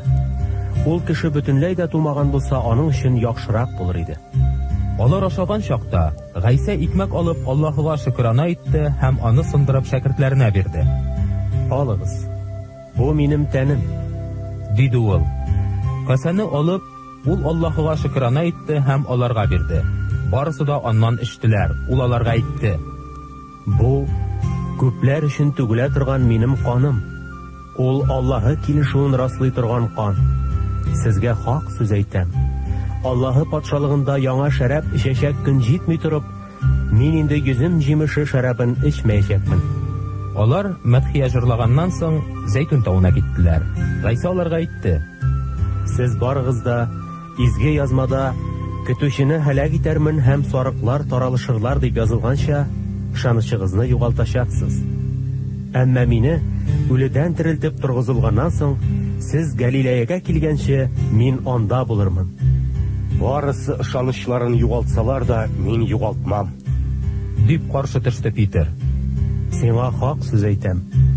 Бүген төнлә белән әтәч 2 тапкыр кычкырганчы, син миннән 3 тапкыр ваз кичәчәксең. Диде аңа Гайса. Питер тагын раслап әйтте. Синең белән үләргә туры килсә дә, синнән һич кайчан ваз кичмәячәкмен. Башкалары да шулай диделәр. Алар Гетсимани дип аталган урынга килделәр. Гайса шәкертләренә әйтте. Мин дуга кылган вакытта монда утырып торыгыз. Ул үзе белән Питерне, Якубны, Яхьяны алды. Гайсаны авыр кичереш һәм тойгылар биләп алды. Гайса аларга әйтте. Минем җаным шиктән тыш газап кичерә. Монда көтегез һәм уяу булыгыз. Ул читкәрәк китте һәм җиргә егылып, мөмкин булса газаплар сәгате үзеннән үтеп китсен иде дип дуга кылды. Абба, әти, сиңа бар нәрсә мөмкин. Миннән бу газаплар кәсәсен кире алчы. Әмма мин теләгәнчә түгел, ә синең ихтыярың буенча булсын. Гайса әйләнеп килгәндә эш шәкерте йоклый иде. Шимон, син йоклап ятасыңмы? Йокламыйча 1 сәгатьтә тора алмадыңмы? Диде ул Питергә. Вәсвәсәгә дучар булмас өчен дуга кылыгыз. Рух көчле, тән хәлсез. Гайса тагын читкә китеп һәм шул ук сүзләрне әйтеп дуга кылды. Әйләнеп килгәч, аларның тагын йоклауларын күрде. Аларның күзләрен йокы баскан иде. Алар Гайсәгә нәрсә әйтергә дә белмәделәр. 3нче тапкыр әйләнеп килеп, ул әйтте. Сез һаман йоклыйсызмы? Ял итәсезме? Җиткәндер. Вакыт җитте. Менә Адәм улы гөнаһлылар кулына тапшырыла. Торыгыз. Киттек. Карагыз. Миңа хыянат итүче килә. Ул әле әйтеп тә бетермәде, 12 шәкертнең берсе Яһуд килеп чыкты. Аның белән бергә баш руханилар, канунчылар һәм аксакаллар җибәргән халык төркеме кылычлар һәм шукмарлар күтәреп килде. Хыянатчы. Мин кемне үпсәм, шул Гайса булыр. Аны кулга алып, ышанычлы сагастында алып китегез. Дип алар белән алдан ук сүз куешкан иде. Яһуд шунда ук Гайса янына килде. Стас, диде ул, һәм Гайсаны үбеп алды. Гайсаны шунда ук кулга алып сак астына куйдылар. Янәшә торучыларның берсе кылычын чыгарып, иң баш рухани хезмәтчесенә селтәнеп, аның колагын чабып изде. Гайса әйтте. Юлбасар тотарга чыккан кебек, сез мине тотарга кылычлар һәм шукмарлар күтәреп килгәнсез.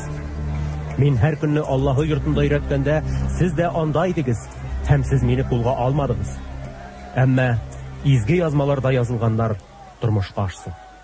Шул вакыт барлык шәкертләре Гайсаны калдырып качып киттеләр. Ниндидер бер егет шәрә тәненә җитен япма бөркәнгән килеш алар артыннан барды. Аны тотып алдылар, әмма ул киемен тегеләрнең кулларында калдырып шәрә килеш качып китте.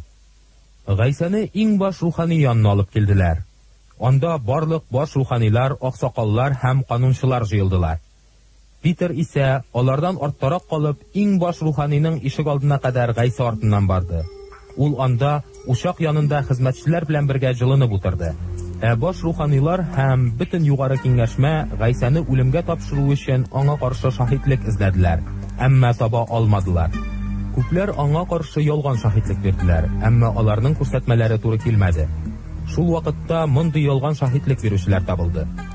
Аның мин кеше кулы белән салынган бу Аллаһы йортын җимерәчәкмен һәм 3 көндә кеше кулы белән эшләнмәгән башкасын төзәячәкмен дип әйткәнен без ишеттек. Әмма аларның бу күрсәтмәләре дә расланмады. Шуннан соң иң баш рухани алга чыгып Гайсадан сорады. Үзеңә каршы шаһитлеккә син берничек тә җавап бирмисеңме? Әмма Гайса эндәшмәде. Бер нәрсә җавап бирмәде. Иң баш рухани аннан тагын сорады. Син Мәсихме? Мөбарәк Аллаһының улымы? Әйе, мин, дип җавап кайтарды Гайса. Һәм сез Адәм улының Кудрәт иясенең уң ягында утыруын һәм күк болытлары белән килүен күрерсез. Шунда иң баш рухани киемнәрен йыртып әйтте. Нигә безгә тагын шаһитлар кирәк? Күпер сүз сөйләүсез, үзегез ишеттегез. Сез бу хакта ни уйлыйсыз? Барысы да ул гаепле һәм үләргә тиеш дигән хөкем карары чыгардылар. Аларның кайберләре аңа тикерә башладылар. Битен каплап, аны кыйнарга тотындылар. Пәйгамбәрлек ит, диделәр алар. Шулай ук сакчылар да аны кыйнады. Бу вакыт Питер аста ишек алдында иде. Иң баш руханиның хезмәтче кызларыннан берсе килеп, учак янында җылынып утырган Питерне күреп алды һәм аңа текәлеп карап: "Син дә бит бу насаралы Гайса белән бергә булдың", диде. Әмма Питер ваз кичеп әйтте: "Мин бер нәрсә дә белмим. Синең нәрсә хакында сөйләгәнеңне аңламыйм." Һәм тышка, алгы ишек алдына чыгып китте. Шул вакытта әтәч кычкырды. Хезмәтче кыз исә аны анда күреп алды һәм ишек алдында булган кешеләргә икенче тапкыр әйтте: "Бу кеше аларның берсе." Питер тагын ваз кичте. Бераздан ишек алдында торучылар әйттеләр: Син чыннан да аларның берсе. Син дә бит Галилеядан. Ул: "Мин аны сез әйткән кешене белмим. Әгәр сүзләрем дөрес булмаса, мине каһәр суксын", дип ант итә башлады. Нәкъ шул вакыт әтәч икенче тапкыр кычкырды. Питер исә Гайсаның: Әтәч 2 тапкыр кычкырганчы, син миннән 3 тапкыр ваз кичәчәксең, дигән сүзләрен исенә төшереп елый башлады. 15-нче бүлек. Баш руханилар, аксакаллар, канунчылар һәм бөтен югары киңәшмә иртәдән үк киңәшләшеп Гайсаны бәйләделәр һәм Пилатка илтеп тапшырдылар. Син Яһүдләр патшасымы? Дип сорады Пилат. "Моны син үзең әйтәсең", дип җавап бирде Гайса. Баш руханилар аны күп нәрсәдә гаепләделәр. Пилат аннан тагын сорады: Син берничек тә җавап бирмисеңме? Күрәсеңме сиңа каршы күпме гаепләүләр? Әмма Гайса җавап бирмәде һәм моның белән ул Пилатны бик нык гаҗәпләндерде. Пилат һәр бәйрәм уңае белән халык сораган тоткынны азат итә торган иде. Ул чакта чуалыш вакытында кеше үтергән фетнәчеләр зинданга ябылган иде. Алар арасында Барабатлы тоткын да бар иде. Халык Пилат янына килеп гадәттәгечә берәр тоткынны азат итүен сорый башлады. Пилат аларга әйтте: Сезнең өчен Яһүдләр патшасын азат итүне телисезме? Баш руханиларның Гайсаны көнләшү аркасында тотып биргәннәрен ул аңлый иде. Әмма баш руханилар халыкны Барабны азат итүен таләп итегез дип кытыртып куйган иделәр. Сез Яһүдләр патшасы дип атаган кеше белән миңа нишләргә? Диде яңадан Пилат. Аны хошка кадакла! Дип кычкырдылар алар. Әмма ни начарлык эшләгәнсең? Диде Пилат. Ләкин алар тагын да көчлерәк тавыш белән: Аны хошка кадакла! Дип кычкырдылар. Пилат халыкка ярарга тырышып, Барабны азат итте. Гайсаны камчылаткач хошка кадаклатырга тапшырды. Гаскәриләр аны сарай эченә, ягъни приториумга алып кереп, үзләренең бөтен гаскәрен шул урынга чакырдылар. Алар Гайсага куе кызыл төстәге япанча кидерделәр, башына шәнечкеле ботаклардан үрелгән таҗ куйдылар һәм аны сәламли башлап: "Яшәсен Яһүдләр патшасы!" диделәр. Аннары башына таяк белән сугып кыйнадылар, аңа төкерделәр, тезләнеп аның алдында баш иделәр. Мәсхәрәләгәннән соң өстеннән куе кызыл япанчаны салдырып, үзенең киемнәрен кидерделәр һәм кадакларга алып чыгып киттеләр. Кырдан кайтып килүче Куриниле Шимон атлы бер кешене, Искәндәр белән Руфусның атасын, Гайсаның хашын күтәреп барырга мәҗбүр иттеләр. Гайсаны Гөлгөтә дип аталган урынга, бу сүз баш сөяге дигәнне аңлата, алып килделәр. Бир катыш шәраб тәкъдим иттеләр, әмма ул аны эчмәде. Аннары Гайсаны хашка кадакладылар һәм кемгә нәрсә тияр дип, жирәбә салышып, аның киемнәрен үзара бүлештеләр. Алар аны иртәнге сәгать 9-да хашка кадакладылар. Гайсаның гаебен күрсәтүче язуда Яһүдләр патшасы дип язылган иде. Гайса белән бергә 2 юлбасарны, берсен уң ягында, икенчесен сул ягында кадакладылар һәм изге язмада әйтелгәннәр гамәлгә ашты. Ул җинаятьчеләр белән иң саналды. Үтеп баручылар исә башларын шайкый-шайкый аны хурладылар. "Эй син! Аллаһ йортын җимерүче һәм аны 3 көндә төзүче! Үзеңне үзең коткар, хаштан төш!" диделәр алар.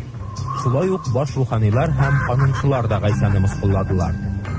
Башкаларны коткарды, Диделәр алар. Үзең коткара алмый. Мәсих Исраил патшасы. Хәзер безнең күз алдыбызда хаҗтан төшсен. Шул чакта аңа без ышанырбыз. Хәтта аның белән бергә кадакланганнар да аны мәсхәрәләделәр. Көн уртасында бөтен җир өстен караңгылык каплап алды. Һәм көндезге сәгать 3-кә кадәр шулай булды.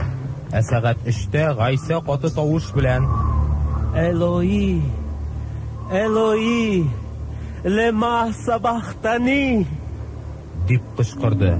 Бу "Эй Аллаһым, нигә син мине ташладың?" дигәнне аңлата. Янында торучыларның кайберләре аның сүзләрен ишетеп әйттеләр. Ишетәсезме? Ильясны чакыра. Берсе йөгереп килеп, губка кисәген шәраб сиркәсенә маншыды һәм аны таякка элеп аңа эчәргә биреп әйтте. Әйдәгез карыйк. Ильяс аны хаҗтан алырга килер микән? Гайса көчле тавыш белән кычкырып җибәрде һәм җан бирде. Аллаһы йортындагы пәрдә өстән аска кадәр урталай йыртылды. Хаш алдында торучы йөзбашы Гайсаның шулай җан биргәнен күреп әйтте.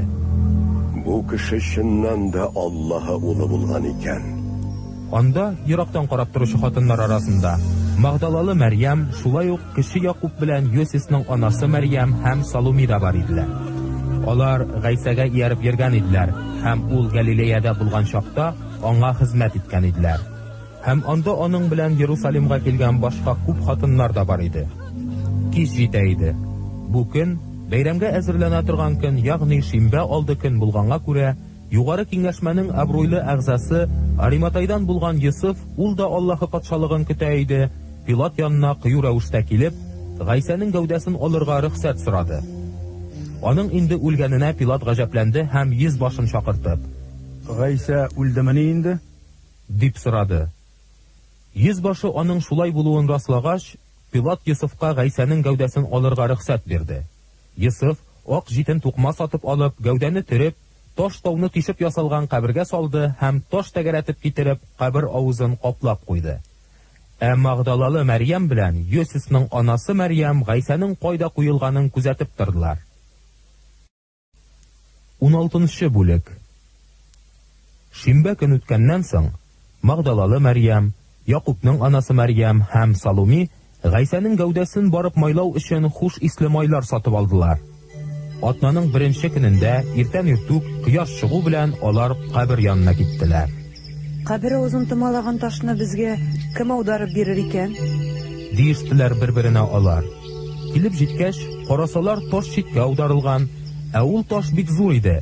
Кабер эченә керү белән, алар уң якта озын ак кием киеп утыручы бер егетне күреп алдылар һәм куркып киттеләр. Курыкмагыз, диде ул аларга. Сез хашка кадакланган насаралы Гайсаны эзлисез. Ул терелтеп торгызылды. Ул монда юк. Менә ул яткан урын. Сез аның шәкертләренә һәм Питергә Гайса сездән алда Галилеяга барыр. Һәм ул үзе әйткәнчә сез аны шунда күрерсез дип барып әйтегез. Алар кабердән чыгып, куркуларыннан калтырап йөгерделәр һәм бер кемгә дә һич нәрсә әйтмәделәр. Алар бик нык каушаганнар иде. Атнаның беренче көнендә, иртән иртүк, Гайса үледән терелеп торгач, иң элек Магдалалы Мәрьямгә күренде. Гайса бу хатынның эченнән 7 җинне куып чыгарган иде. Мәрьям Гайсаны күрүе турында элегрәк Гайса белән бергә йөргәннәргә хәбәр итте. Алар хәсрәткә төшеп елап утыралар иде. Һәм алар Гайсаның исән булуына һәм Мәрьямның аны күрүенә ышанмадылар. Шуннан соң шәһәрдән китеп барган 2 шәкертенә Гайса башка кыяфәттә күренде. Алар кире кайтып калганнарына хәбәр иттеләр. Әмма аларга да ышанмадылар. Ниһаять, 11 шәкерте ашап утырган чакта Гайса аларга да күренде. Ышанмаганнарына һәм күңелләре каты булуына ул аларны шелтәләде. Чөнки алар үледән терелеп торган Гайсаны күрүчеләргә ышанмадылар. Ул аларга әйтте: Барыгыз. Бөтен җир буйлап барлык кешеләргә яхшы хәбәрне таратыгыз. Иман китереп суга чумдырылу йоласын үткән кеше коткарылачак, ә иман итмәүче исә хөкем ителәчәк. Иман китергәннәр мондый галәмәт билгеләре күрсәтерләр. Алар минем исемемне әйтеп, җиннәрне куып чыгарырлар, яңа телләрдә сөйләшерләр, Кулларына йыланнарны алсалар яки агу эчсәләр, аларга зыян килмәс. Авыру кешеләрнең үстенә кулларын куйсалар, алар саугырлар. Шулай дигәннән соң Раббы Гайса күккә алынып, Аллаһының уң ягына утырды. Ә шәкертләре китеп, бөтен җир буйлап яхшы хәбәрне таратып йөрделәр. Һәм Раббы аларга ярдәм итеп торды, аларның сөйләгәннәрен илаһи билгеләр белән раслады.